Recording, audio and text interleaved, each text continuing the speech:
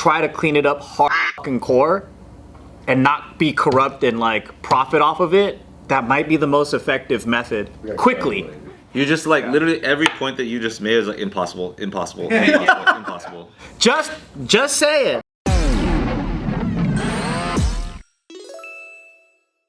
Here's some classic irony. There's a man who opened up a store to sell heroin and cocaine, right, in Vancouver. He was trying to give people access to clean drugs. Because it's legal there? You could sell it over there? No. Oh. The day after he opened, he got arrested. This guy's dumb, huh? But he was trying to, his intentions were to give people access to clean drugs to help them kind of get off and stuff like that, and challenge Canadian drug laws, because you know there's a lot of drugs that are like, especially in Vancouver, there's an area where a lot of drugs are fucking mixed with like fentanyl and like other things like that. Yeah. So like he's trying to prevent people ODing and stuff like that, but in obviously a stroke of irony, he actually just died of an overdose as well. Oh shit, man! You're not supposed to get high off your own supply. Man, he dumb. He's dumb. He makes a lot of bad decisions. He was the man who opened the first store in Canada openly selling tested heroin, cocaine, meth, and MDMA. Oh, because he was doing all the testing. Yeah. That's why. He was. Yeah, personally through his own body. He's all like, oh, fuck. It's man. like a chef tasting the spoon. Like, Dad, this was really good shit. Yo, this one's pure. This one's pure. Damn, then, dude. And he had a bad batch. He ended up dying off of a fentanyl overdose. Oh my god. Because he was testing what the fuck? fentanyl. So he didn't test his own shit. I thought the whole point is that he was making it so it doesn't have fentanyl. But he was closed down, you know what I mean? Because like he tried to open up the thing, but then he was closed down, and then he relapsed into his own, you know, prior addictions and stuff like that, and ended up getting a bad batch of something, which is the irony to like what he was attempting to do. Do you guys believe in that solution? Which one? You know the solution that California does that a lot too? It's like, oh, Give out there's a bunch of needles. people that are doing drugs. The way to help them is to provide them with the tools to do it cleanly. Like through the government?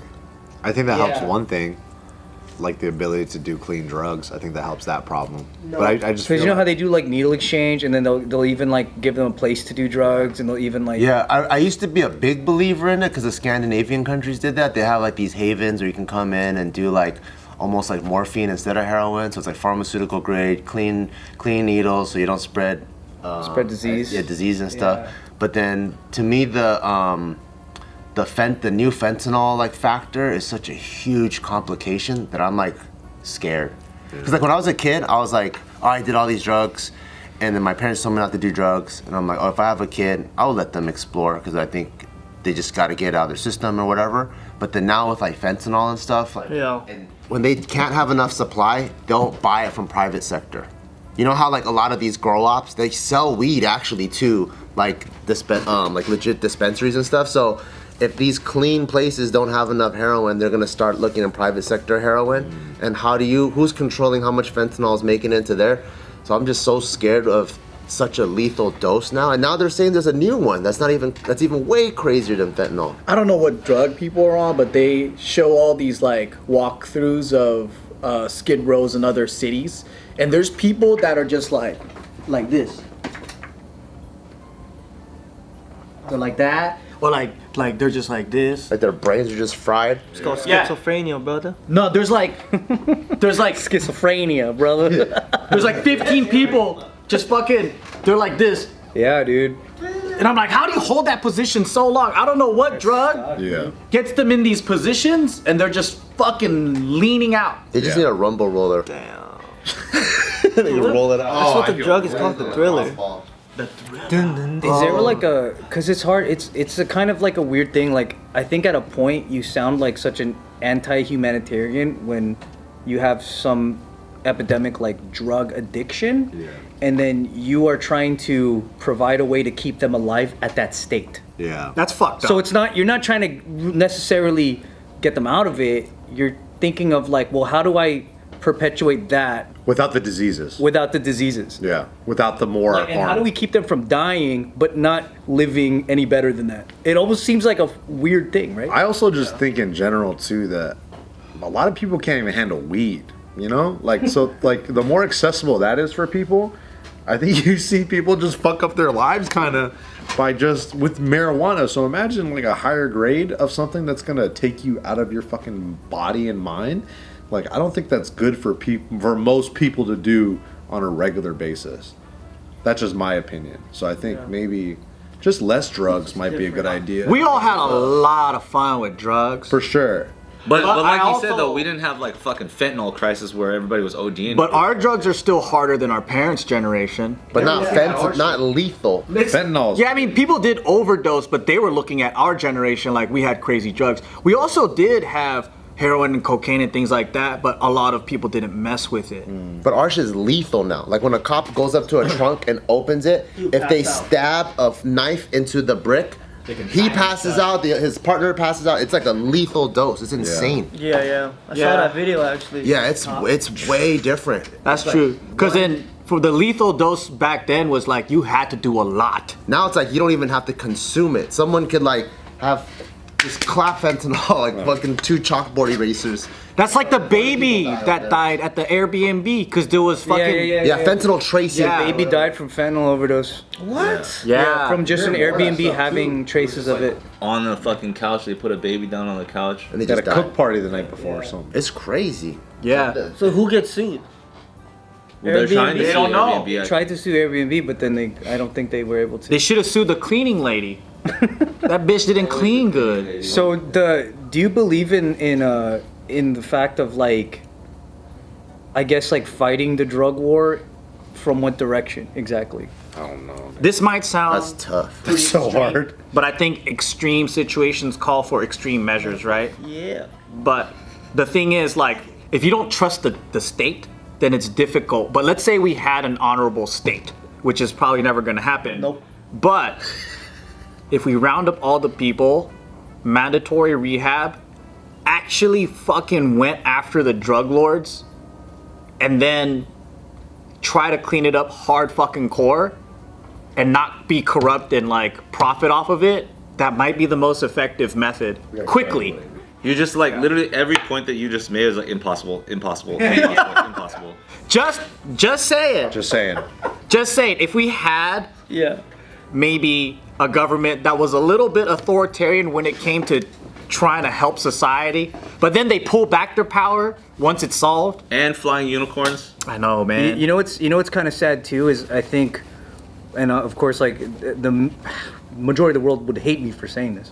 I think like we have to be honest about what the comeback rate is for certain things. I agree Very with that. true. Because I think like once you're dumping diarrhea into someone's head, I don't think you're gonna come back and be an upsetting citizen. Bro, you gotta get put down.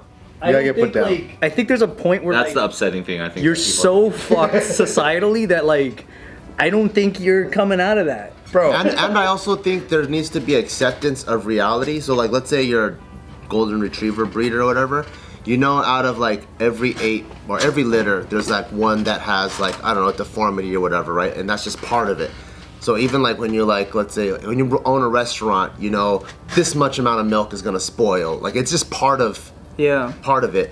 So in society, we want 100% of humans to be functional or whatever. Yeah. But maybe statistically and realistically, 10% are always going to be like homeless or cuckoo or whatever.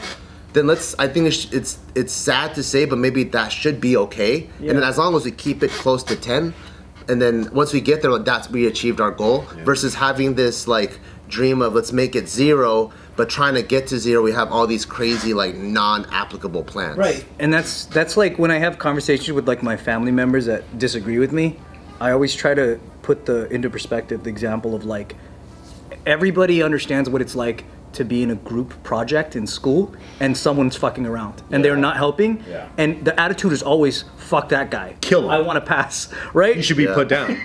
But like everyone knows the feeling of that, but then I think like when it comes to the larger society, suddenly we have a different mentality of like, no, let's help everyone. But when it was 4 people, you were okay with 3 out of 4 making it, and that guy just fuck that guy because you don't want him to take down your whole effort, right? I think a intelligent, prosperous society though should take care of their weakest, but also they need to.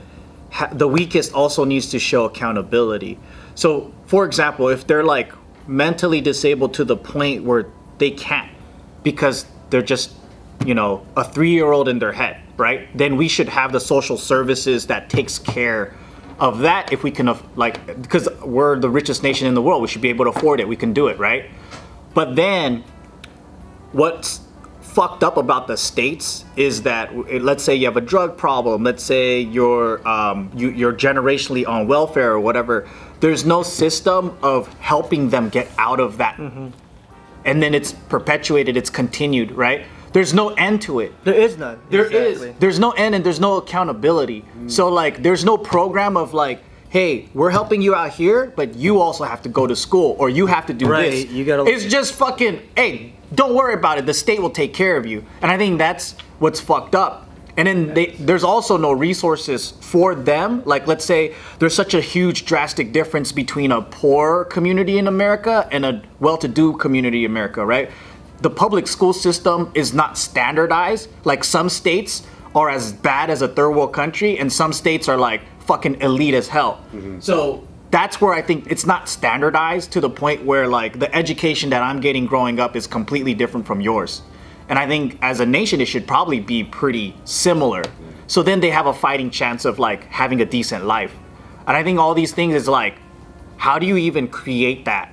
Because there's other countries that can do it and the population there have a really small crime rate, very low poverty, all this stuff, right? Like Scandinavian countries, like when they have drug problems, they have a really good rehabilitation program for criminals. So I'm like, how come they can achieve it, but we're so bad at it? I don't know. Yeah. Nobody really cares. It doesn't make money. That's what it is. I just feel like in this world, we just gotta survive and not die. That's it. That's what surviving is. Make dying illegal. You die when it's your time, but I feel like there's so much, like, people always want to do this, people always want to do that, but no one's gonna do it. I think the funniest irony is the fact that you have, let's say you have a guy who's been an asshole his whole life and he has a crazy ass criminal record, he's molested people, he's harassed people, all the way up to that point, people want to save him, and then you have a guy who's like an actor and he's highly successful, and then maybe he got in trouble once and he made someone uncomfortable. They want him to be homeless. Yeah, damn him. Why It the is fuck? fucking What weird. is that? Yeah. That's the part I don't understand. That is really weird how it works. Love seeing people fall. Yeah, and then they love putting resources into helping people that don't help themselves, and it's like a little bit like the dichotomy that in this state. Because they don't have to help the guy.